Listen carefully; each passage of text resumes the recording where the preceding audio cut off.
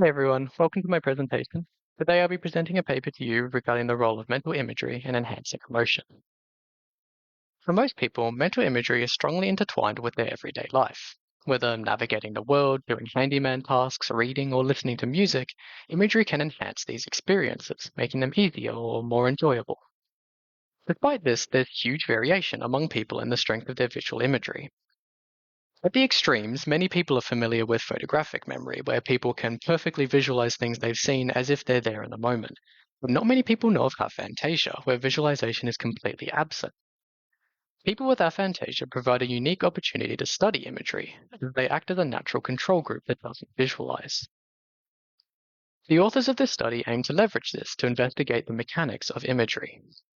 Besides its use as a cognitive tool, imagery has been extensively linked to some mental health disorders, particularly anxiety disorders. For example, in the case of social anxiety, specific phobias, or agoraphobia, fears and worry about future or current events can spontaneously trigger distressing imagery of those events that compound the existing anxiety. Other disorders such as bipolar and major depression have been linked to imagery in similar ways. This way that imagery strengthens emotions isn't necessarily limited to anxiety. It's thought that imagery can generally enhance the emotions it represents. Imagining an angry person shouting might make you afraid, but imagining a person laughing might make you happy. Being able to broadly use imagery as a tool in this way could lead to new mental health treatments, teaching strategies, and a better overall understanding of human cognition and decision making. Unfortunately, proving or disproving this emotional amplification of imagery has been out of reach until the formal discovery of aphantasia, where people cannot visualize.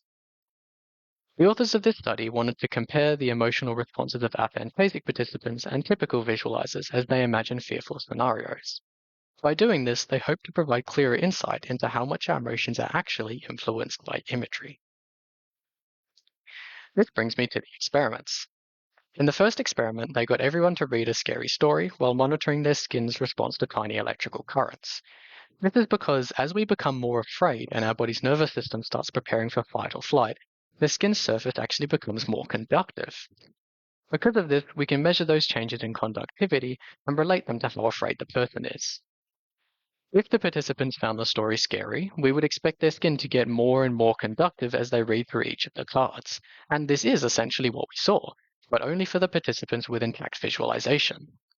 For the aphantasic participants, simply reading the words of the scary story didn't elicit any significant change in their skin conductance level, indicating they were on average not particularly bothered.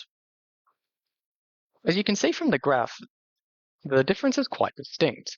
While the groups weren't perfectly matched on demographic factors such as age, the major group difference was their ability or inability to visualize.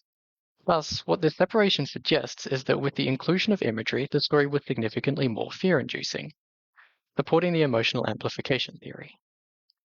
But this wouldn't be science if we didn't cover our bases, so they go further to do a second experiment. Because aphantasia is a relatively unique condition with minimal impact on quality of life, it can be difficult to find large amounts of aphantasic participants, meaning the sample size in the study was quite small. As a result, it's entirely possible that the results in the first experiment were at least partially driven by natural variation in skin conductance, meaning the aphantasia group may happen to have many people who were afraid reading the story, but it wasn't noticeable on the outside. To rectify this, the experimenters carried out a simple perception experiment, where aphantasic and typically visualizing participants looked at either neutral pictures, like a plate or an umbrella, or frightening pictures, like dangerous animals or an angry person. In this case, we can see that the two groups performed practically identically, indicating that once visualization is taken out of the picture, these two groups are similarly afraid of the frightening stimuli. This further supports the idea that the aphantasic non-visualizing group from the first experiment was not afraid reading the story, as frightening stimuli that don't rely on visualization are experienced the same in both groups. Taking these two experiments together is relatively strong evidence that visualization contributes to the level of fear experienced in some situations, which supports the emotional amplification of imagery theory. Being able to verify this theory, at least for fearful experiences, provides valuable insight into the underlying processes involved in many mental health disorders and everyday worry. While this is valuable, There are already many known techniques which use imagery to combat fear and anxiety, such as relaxation exercises and imaginal exposure therapy. There's greater value in verifying this model more broadly for as diverse emotions as determination, shame, regret, manic excitement, or disgust. Gaining greater insight into imagery's connection to these various mental states may allow imagery to be used as a tool in treating other mental disorders which have no real efficacious treatment, such as personality disorders. Clinical practice isn't everything, though. Improved imagery tools which allow us to manipulate our emotional state can be extremely useful for actors and athletes who often need to switch modes quickly to meet demands. Alternatively, these techniques could be used by teachers to help students feel motivated to engage with content, and by basically anybody who likes the idea of being able to choose to stay on task. But this potential can only be accessed if we gain greater insight into the extents and limits of imagery's amplification of emotion. This means extending the primary results found in the study further.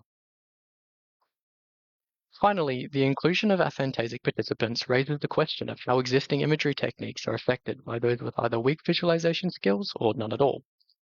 For example, techniques such as imaginal exposure therapy, a common treatment for phobias, requires causing a small amount of distress in a safe environment via visualization. However, in this study, aphantasic participants were shown to be immune to this distress due to their absent imagery. As such, many people with weak or absent imagery may be wasting time, money, and becoming frustrated attempting to use techniques that aren't viable for them. This study on the emotional amplification of imagery for fear responses has provided valuable insight and initial support for theories of imagery. However, in opening up this model for further investigation, several important lines of research have been uncovered, indicating a need for similar studies verifying imagery's contribution to other emotions and aphantasia's relationship with existing imagery techniques. Thank you for listening.